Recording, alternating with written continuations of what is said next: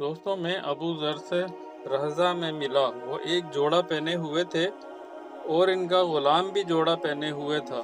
میں نے اس کا سبب دریافت کیا تو کہنے لگے کہ میں نے ایک شخص یعنی غلام کو برا بھلا کہا تھا اور اس کی ماں کی غیرت دلائی یعنی گالی دی۔ تو رسول اللہ صلی اللہ علیہ وسلم نے یہ معلوم کر کے مجھ سے فرمایا، اے ابو ذر، تو نے اسے ماں کے نام سے غیرت دلائی ہے۔ بے شک تجھ میں ابھی کچھ زمانہ جاہلیت کا اثر باقی ہے۔